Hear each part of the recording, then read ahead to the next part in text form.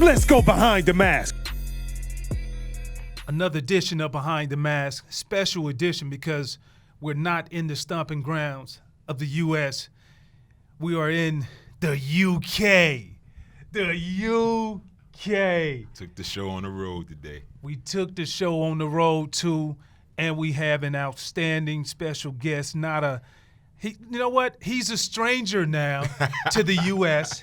because he's over here full time, doing great things, sharing our game. And let me give you a little rap sheet on our special guest. Okay? Listen, went to high school, and I'm going to come back to this. In the city, do you have a clue? I have no idea. Auburn, Alabama. Ooh, I know he went to Troy. Went to Troy, second round pick of the New York Football Giants. Absolutely. Also had an ending stint with the Atlanta Falcons. Two-time Super Bowl champion. 2 times. Pro Bowler. Pro Bowl. All-Pro. All-Pro. Two-time Southland champion. Was inducted into the Troy University Sports Hall of Fame. Amazing. He's also in the New York Giants Ring of Honor. Listen, this guy was only 15 sacks away from having 100.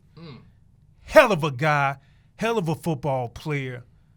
Man, give it up for my guy, Osi Umenyiora. Welcome to Behind the Mask. What's up, man? What's going on, guys? First of all, you guys call it the UK, which is you have to have been here before to know to call it the UK. I've been around you or not? What's going on, guys? These are my 2 guys right here, man. My 2 guys. Absolutely. We go way back, man. Way back, man. And we talked. We had Roddy on a few weeks ago, and we talked about how we all met and really used to get it in back with Tony Villani doing our training. And I call this man the cheetah because he come out there. Why you call him the cheetah? I call him too? the cheetah because he was so fast. He come out there and we all be strapping up, throwing the cleats on or the turf shoes or whatever. This man get out there, no socks, no shoelaces, just throw whatever he had on. Raw dog in the shoes. Raw dog, straight out the car, get out there and kill the workouts, man. What's going on, Osi? Man, I'm out here, man. What's the deal? I'm good. That was incredible times. Incredible times, man. I tell you what, though, because my first year or so, I thought I knew what work was. I thought I knew what it meant to work out. But when I got there with you guys and I saw the actual level that you needed to be at, that's when my game went to a completely different level, man. So I appreciate you guys taking me under your wing. Hey. Yeah, I mean, that was cool. See, we have this inside thing. So, OC, when we see each other, what do we say to each other? The first thing before we say hello. Hey, workout buddy. Workout buddy. For sure. And this name came about because we used to go out there and we used to go after each other's neck trainers. You remember that? Right. And we challenged each other. And at the end of the workout, we'd be like, hey, man, what you doing? Everybody say, what's up? What you doing for later on tonight? Yeah. All right. Go get it in. Me and Osi never saw each other. And so I was like, oh, why is it every time we break the workout, we always got to say we see each other, we never see each other? And so that's how the workout friend came about. You mentioned the workouts. I remember myself, Jamal Lewis, Hines Ward, Wayne Gandy, Deshae Thompson. I mean, we had everybody out there. And just looking at those times in 90, 95 plus degree weather heat with the humidity is like 60, sand pit, running the stadium, Wayne Gandy getting mad and saying, you know what, back to the line, Uncle Wayne. Like, hey, give us some insight on, like, we knew it was hard. And I'll be honest, I never told you this. When you came out there and having the opportunity, I'm thinking like, all right, I know they say Osi was fast, but he's running with the linebacker, so I got to make sure I beat him. Man, you almost had both of my hamstrings rolled up like some burnt bacon. For real, man. So, like, give our insiders a little snippet of, like how you say it helped you get to that next level. Yeah. But, like, what are some of the moments that you had that to where you was like, you know what? This is a business decision, and I got to make it and keep going and push these guys and to help myself. Yeah. See, I think that workout there, I think what made it so hard was obviously Tony was a beast, first and foremost. He had everything down pat. But then you get around a certain group of people, right, who have that mentality. It's almost like a never say die mentality. So you're out there, you're tired, it's so hot, you know what I mean? And the workouts are so hard.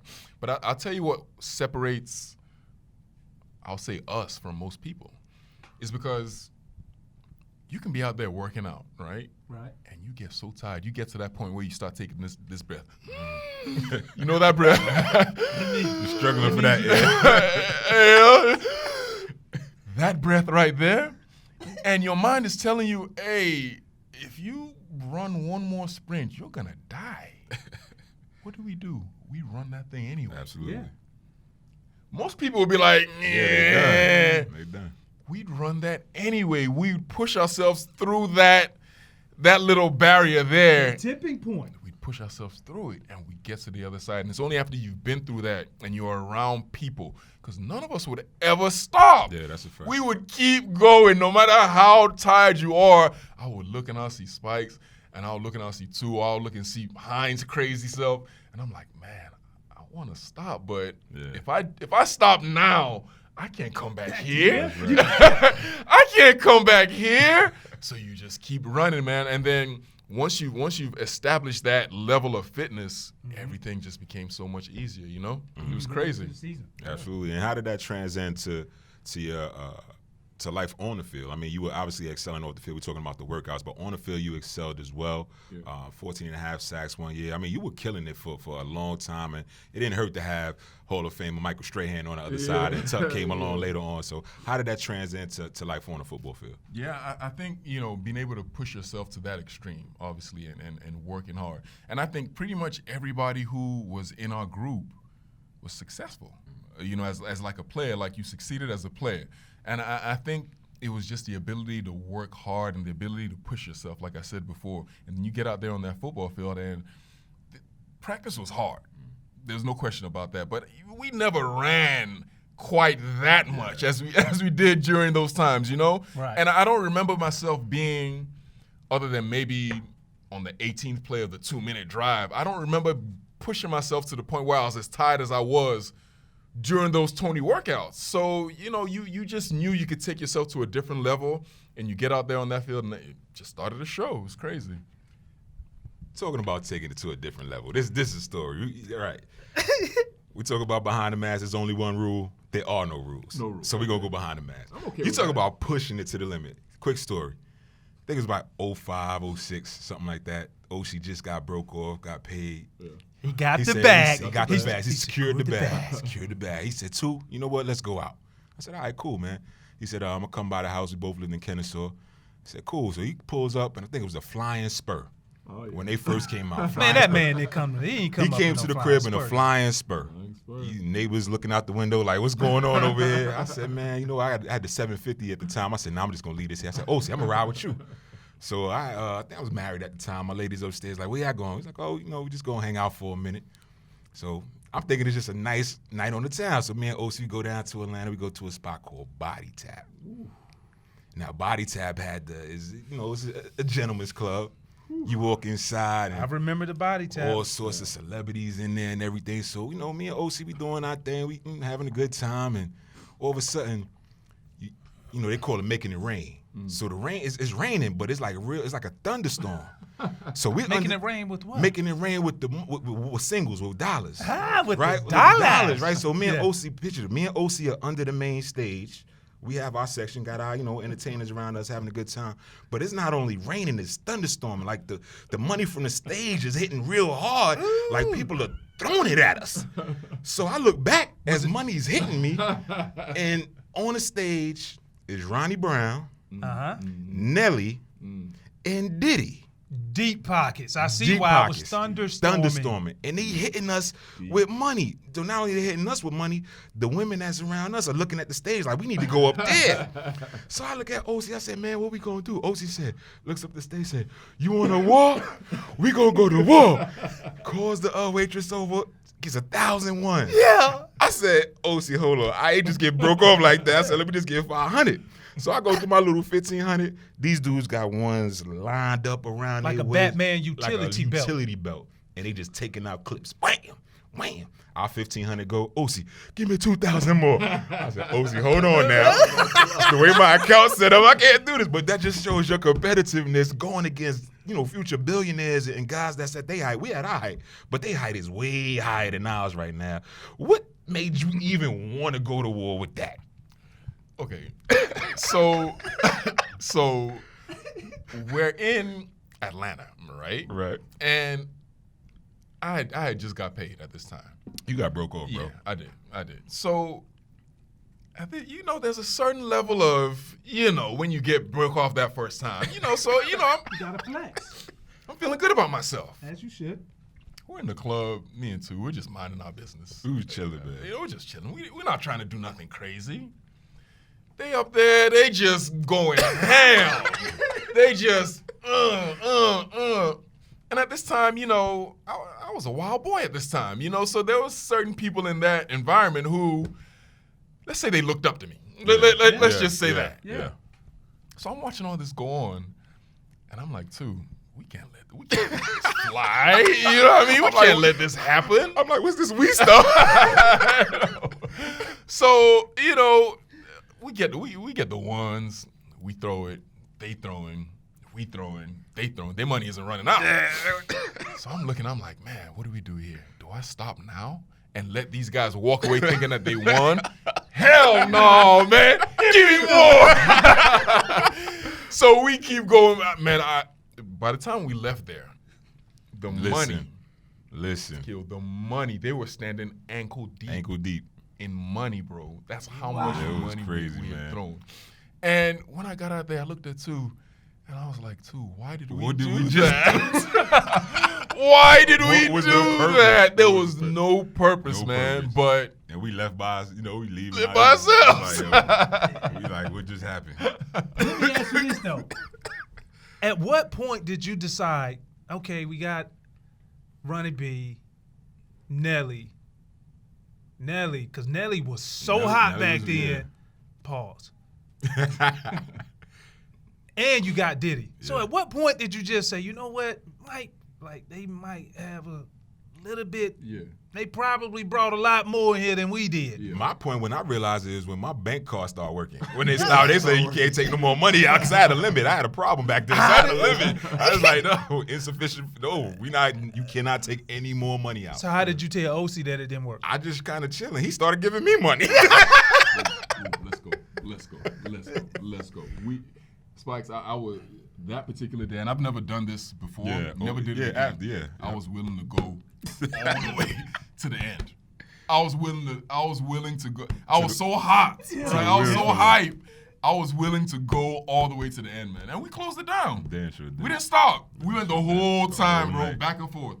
That's I can't awesome. even tell you how much money we spent. Yeah, can't even tell crazy. You. I tell you what, the girls can remember that though. Oh yeah. Mm-hmm. That's awesome. I don't know where they at to this day. They were standing ankle. And you know what it sounded like when they was walking? What? Trash bags. Trash bags of money. Trash bags is how they had to pick that money up, man. Rumor has it, because I got a text the next morning. They said they had to, most of the times they bring out the little white trash bags. No. But they had to bring out the big outside door 50 gallon trash bags, extra tough. It was so heavy. Crazy. It was crazy. That's dope, man. That's heavy, man. I remember Atlanta at that time, though? Oh, that was wild. Do you remember Atlanta at that time? It was wild. BMF was out. Yeah. Jeezy had just hit the scene. Yeah. T.I. was killing. Outkast still doing their thing. Takeo and Carlos had just bought their houses. Ooh, yeah. You remember those? Yeah, the pool parties. Yeah. And we broke it in right. Yeah, too. 51 ways. 51 ways. We blessed it. And we still blessed it to this day. Absolutely. Hey, another question I wanted to ask you, though, was we look at you 2-time Super Bowl champion. And if I'm not mistaken, what year did Eli got there? Eli came in 04. 04. Yeah. And you got there in 03. Yeah. So the year before you were there. You eventually won 2 Super Bowls, but when I remember hearing stories like, they was like, man, we got Eli Manning. Nobody knew what to expect. Yeah. And I remember several guys saying the first practice they saw him come out there and play, and they felt like, man, is this like this the guy that's supposed to be leading us? Just because he was still learning and understanding timing and everything. What were your thoughts on Eli Manning as soon as he came through the door and as he started contributing to the team? Well, I think with Eli especially, he has such a quiet demeanor. He was almost like a mouse back then. You understand? Like he wouldn't say anything. He wouldn't say much, and he was just like, oh, sure. But then you contrast that to how he came in the league, because this is a guy who San Diego drafted him. He said he's not going there. Yeah. You understand what? And like I had never seen nothing like that before. So you're expecting this bravado, big time, but he comes in and he's just like, he's not saying nothing. He's quiet, he's meek, he's chilling, and he comes out there the first couple of practices and he just doesn't look good at all. And so we're now wondering, I'm like, man, this guy did all this stuff, talked all this trash, and he comes out here and you look like this, like what's going on? But after a while, man, he just kept on getting better and kept on getting better. And then the one thing about him is no matter what, his demeanor never changed. You can never tell when he was happy, when he was mad. Yeah. You couldn't tell if he had a good game, if he had a bad game, like nothing. He was just even keel the entire time. And you have to be like that, I think, in a market like New York, because that place is crazy, man. Like the media is just a crazy place. But he remained the same the entire time. And even to this day, they just benched him. Yeah. He has the exact same look on his face as he did when he won the Super Bowl. How did you feel about that? I didn't like it. Because then you turn around and start him the next week. Yeah. And he started this year at the beginning. Yeah. So I heard a lot of Giants, and that was one of the things that I wanted to ask you. A lot of Giants, former legends, as yourself, Strahan, everybody coming out saying that it's completely wrong for you to bench Eli, understanding and knowing he's not the complete problem. Yeah. So what was your thoughts on that? Yeah. I think we really, especially like if you're around Eli, man, if you're around him for a long period of time, man, you just fall in love with the guy, man, because he's just such a humble. You understand? So the fact that he did all that, obviously, yes, he might not have been the quarterback that he was before, obviously.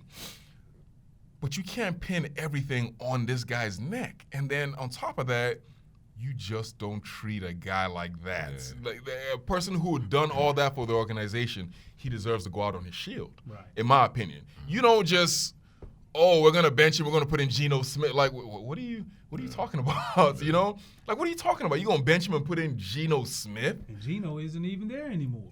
It made no sense. So we were really upset about it. They benched him again now, but that one made a little bit more sense. Yeah. We can kind of understand that, okay, you got a guy who you picked in the first round who has shown the ability to be a baller in preseason. You're struggling. Eli's struggling a little bit. You need a little bit of a spark. Mm-hmm. You put him in, and you got performed. You know what I mean? Right. So you can't really argue with that. So I think we all understood more what happened now as opposed to what happened back then. Yeah, last year. Now, Eli was a solid quarterback. Yeah, when I first seen him in college at Ole Miss, I was seeing he was a freshman, but he threw the ball in the spring game 70 yards in the air. So I knew that he had that arm, that cannon, that talent. But tell me, with him there, with Stray, with Tuck, you got 2 rings. Spikes and I, we ain't getting them. Yeah. Right? So we envy you in that aspect. Right. Which Super Bowl meant more to you and why? By far the first one. It's not even like, when I think about winning the Super Bowl, I don't even think about the second one. So y'all played who did y'all play in Patriots. the first? The Patriots. Twice. Yeah. Twice. First time we beat the Patriots, they were 18-0. 06, right? No, 07. 07. Undefeated team. Hadn't lost the game. They were blowing everybody out. Mm-hmm. And we get to the game and nobody gave us a chance to win. I'm talking about nobody said this team can win this game. I did. I'm a Giants fan. So did you? Well, yeah. No, you didn't. You text me and told me. No, he didn't. He didn't. He did? No, he didn't. Cool. Yeah, so I'll say 99% of the people thought they don't have a chance in this game. So to win that game in the way we did, the defensive line just flat out dominating this game. Like it was fantastic, to take that cat and just choke him out. So it was so cool, man. You won the 2 Super Bowls, huge, and we envied you because we all worked out together. But that made us come back and work even harder. Even when we came back, we saw each other as workout buddies. You fast forward, you get through with the NFL. You decide to come over to London and essentially, from me being here, what I see is you're the Michael Strahan of the UK. Yeah.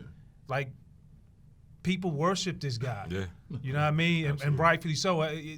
His content is very good. Nice Absolutely. looking, handsome young guy. Yeah. But you know what I mean? But his content is good. His inner beings are even better. So you started working with BBC as one of their pundits. And I see you brought this little thing home. Nice. You've earned this award for the second year in a row. And this is the Royal Television Society sports presenter, commentator / pundit. Osi Umenyiora for the NFL This Week in the NFL show. Yeah. Man, tell us, how did you get this and what you're doing now? Yeah. Expand on that for us. I think, thank you, first of all. That was really cool. I think when I retired, because I was born in England, and I knew the NFL had designs on coming out here or whatever, I was like, I just went to Mark Waller, who was the head at the time. I was like, listen, I want to go to England. I just want to go out there. Let's just see let me just go do something. But in my head, I was like, I would see, in America, it was just people retire, and it was just so many people, man. The first thing is go to broadcasting, and in America, it's just so many people, so much competition. And so I said to myself, I was like, listen, I don't really want to do that, man. I don't want to be competing with all these. I just don't want to do that. Let me just go somewhere else. You understand? Let me just go to a completely different country. Whatever happens, happens. You understand what I mean? Because, thankfully we had made money, so I wasn't hurting like that. Yeah. So I didn't really need it. So in my head, I was like, listen, let me just go try to do something different. So I came out here to England. Thankfully the NFL, like mid-season, they were like, oh, we're gonna start doing this show. It was like middle of the season. They were like, we're gonna start doing this show. I was like, oh, okay, cool, no problem. So they put me on the show. So I go on the show, and I would see the way the pundits and the presenters were here, and I said to myself, I can't do this. You understand? Because they're all, they're so square and proper. Right. And I said, I'm not gonna do this. I'm gonna be the exact opposite of this. That's exactly what I'm gonna do. I'm just gonna come out here. I'm gonna behave in a very American way. You understand? We're presenting in American sports, and I'm just gonna do my thing. I'm just gonna be myself. No matter what anybody says, because I don't need this job, so I'm gonna be myself, and then they can fire me if they want to. I'm okay with that. You wouldn't become a slave to the dollar. Thank you. Exactly. And so I came out here, and I just decided I was just myself. Like, I talk a lot of trash. I behave the way we interact, the way we would interact in the locker room, the way we would talk is the exact same way I talk on TV. You understand what I mean? Yeah. And the people see it, and it's like genuine. It's authentic. Yeah, it's authentic, and they're like, oh, I like that. So you relate. understand what I mean? Yeah. I'm not here just bashing people all the time, but I'm just myself. I try to make them, it's entertainment to me. Like, if you come home, you've had a bad day, and you put on the TV and you see me, I want you to be able to just smile and just be like, all right, I'm happy, and I learned something on top of that. So that's just been my whole approach since I've been here. And man, they've loved it, man. They showed me a lot of love, bro. As you can see, as we can see, he has the hardware, man. So yeah. That's big. Congrats to you, man. Much respect. You guys got to come out here, man. Like, Spikes, I see what you're doing, bro. And I'm watching everything you're doing, so I can come do what you're doing. Listen, One of them chess pieces. here's the thing, and I'm not just joking. The NFL is only going to get bigger here. You understand what I mean? Right on. It's only going to get bigger here. And this is what I noticed years ago. I was like, man, why am I going to go fight in America when the NFL is coming here? In the infantry stages. Got in. And now there's no going back. So for you, I'm telling you, man, that there's space. You understand? There's space. Me and J Bell, we got this thing right now. Yes, very much so. There's space. Do you think my accent will change if I move over? No. I won't And the lose funny to thing Southern is, draw? you don't want to. Yeah. You don't want to come. You don't want to be speaking like them. No, that'll make you like just like everybody Everybody else. else. Nah, you want to be Selling different. your soul. Hey, And that's what it is, man. listen, man, we appreciate this very much for coming on the Behind the Mask podcast show. One last thing I just want to mention to you because like it's important to know the first time that we meet. Yeah. I'm gonna tell you this quick story. I'm at Auburn and I decide to save up some Pell Grant money to go to Pell Grant. the IHOP and get something to eat. Myself, Ricky Neal, we go sit down, we order, and I only been there 4 times. I can literally remember this. So we go and eat good, and I remember seeing this scrawny little kid come up to me, and he was the busboy. And he cleared the table, and you could just tell he was just looking.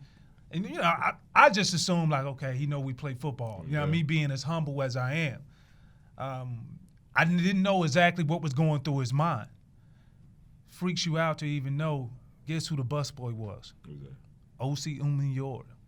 True story. True story. So what was going through your mind when you was busting the table? It's Takeo Spikes. Oh my God, it's Takeo Spikes and Ricky Neal. I couldn't believe they were so you weren't in Auburn, so you wouldn't know.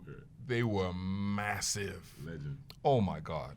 Oh my God. And I'm busting tables. I think I just started playing football at the time because I didn't start till like the 11th grade.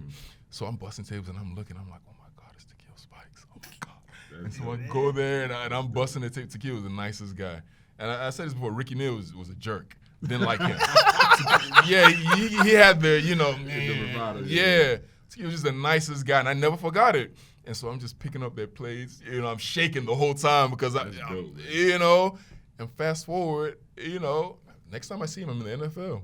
And we working out with each other. Out. And he brought it to my attention, and I was like, man, I remember that because like you ain't got a lot of money to go to IHOP. Yeah. I was trying to get that $3.99 from Burger King or wherever you got it from, that trash. But nah, man, we appreciate the time, man, and good thing that I didn't treat you all type of ways or say anything to you because we wouldn't even be here right now going behind the mask. Yes, sir. Hey, man. Much love, man. Much love. Yes, sir. Great to see you guys, yeah? And another one is in the books, man.